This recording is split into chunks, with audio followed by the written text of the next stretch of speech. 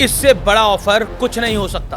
भारत ने अगर रशिया के प्रस्ताव को मान लिया तो उन चंद देशों की लीग में शामिल हो जाएगा जो आसमान पर राज करते हैं। ये ऐसी डील हो सकती है जिससे चीन, अमेरिका के दिल जलेंगे और पाकिस्तान पूरा का पूरा स्वाह हो जाएगा।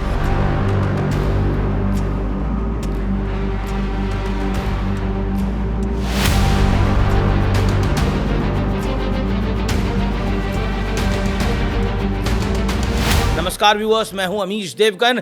सत्य और तथ्य में आज बात होगी व्लादिमीर पुतिन और नरेंद्र मोदी की दोस्ती के नए दौर की। इस नए दौर की दोस्ती का नतीजा ये है कि रूस ने भारत को ऐसा ऑफर दिया है जिससे ना जाने किस किस की ईगो पर वज्रपात होने जा रहा है। क्योंकि दुनिया में मंदी हो या तेजी, एक एक बिजनेस ऐसा है जो ऑल वेदर सड़कों की तरह हमेशा मुनाफे में रहता है। वो बिजनेस है हथियारों का, बम बारूद का, फाइटर जेट्स का। और कौन नहीं चाहेगा कि भारत जैसी इकोनॉमी उनकी ग्राहक बने। अमेरिका के राष्ट्रपति डोनाल्ड ट्रंप भारत को 5th जनरेशन F-35 बेचने की कोशिश में लगे हैं। फ्रांस राफेल के अपग्रेडेड वर्जन के साथ तैयार खड़ा है और चीन जानता है कि भारत उससे कभी हथियार नहीं खरीदेगा। इसलिए वो भारत के हथियारों के बारे में प्रोपेगेंडा खड़ा करने में लगा रहता है। चीन की चालाकी की पोल खोल मैं आगे करूंगा, लेकिन पहले ये जान लीजिए कि जिस वज्रपात का जिक्र मैंने किया वो असल में क्या है। दरअसल रूस ने भारत को 5th generation stealth fighter jet सुकोई Su-57 की तकनीक के साथ, यानी अनरिस्ट्रिक्टेड टेक्नोलॉजी ट्रांसफर के साथ देने का ऑफर दिया है। इस डील में भारत को सोर्स कोड तक का पूरा एक्सेस देने का भी ऑफर है। इसके अलावा स्टील्थ कोटिंग तकनीक, रडार टेक्निक, इंजन टेक्निक और इलेक्ट्रिक वॉरफेयर सिस्टम को भी बिना किसी रिस्ट्रिक्शन के ट्रांसफर करने का ऑफर है। रशिया का ये ऑफर अब तक का सबसे बड़ा माना जा रहा है, जिसके तहत 20 से 30 जेट की 3 से 4 सालों में डिलीवरी की जा सकती है, जबकि 100 से ज्यादा जेट्स की भारत में ही मैन्युफैक्चरिंग होगी। इंटरेस्टिंग बात यह है कि Su-57 की कीमत 80 से 90 मिलियन डॉलर यानी 708 करोड़ रुपए है, जबकि एक F-35 की कीमत 80 से 150 मिलियन डॉलर यानी 700 करोड़ से 1300 करोड़ रुपए के बीच है। यानी भारत को यह डील काफी सस्ते दाम पर ऑफर की गई है।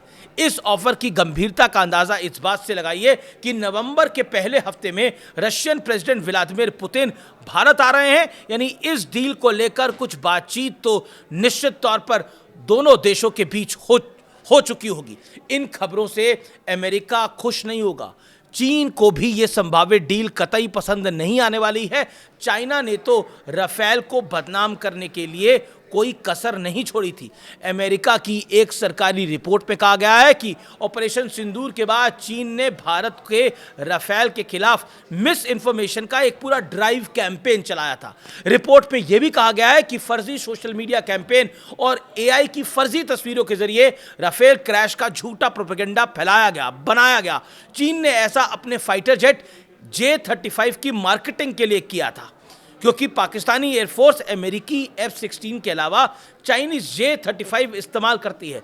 खुद डोनाल्ड ट्रंप कई दफा कह चुके हैं कि ऑपरेशन सिंदूर के दौरान 6 से 7 फाइटर जेट गिरे, लेकिन वो बड़ी ही सावधानी से या फिर कहें चालाकी से छिपा जाते हैं कि वो जेट्स जो गिरे वो किस देश के थे।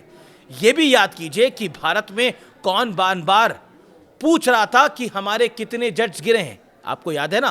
कौन बार बार कह रहा था कि क्रैश हुए जेट्स के नंबर हमें बताओ, जबकि इंडियन एयरफोर्स लगातार कह रही थी कि नुकसान हमारा नहीं पाकिस्तान का हुआ है। लेकिन फिर भी राफेल क्रैश पर मनगढ़ंत कहानियां बनाई जाती रही।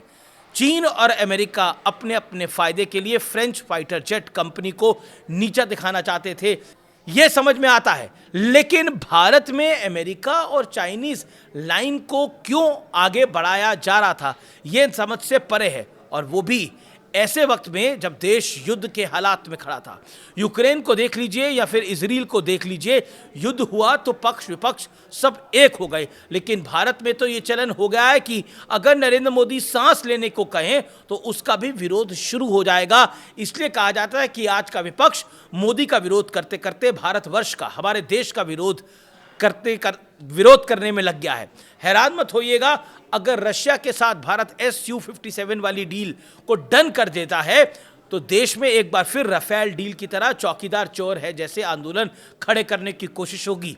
हालांकि देश के लोग चौकीदार चोर हैं जैसे कैंपेन का सच जानते हैं और जवाब भी देते हैं, और कैंपेन चलाने वालों को वोट के जरिए इस बात का एहसास भी करा दिया जाता है कि ये पब्लिक है जो सब जानती है। जनता ही जनार्दन है, उन्हें मूर्ख समझने की गलती जिसने की है उसके पॉलिटिकल अस्तित्व पर ही प्रश्न चिन्ह खड़े हो जाते हैं, और ये सत्य और तथ्य है और प्रामाणिकता के साथ है।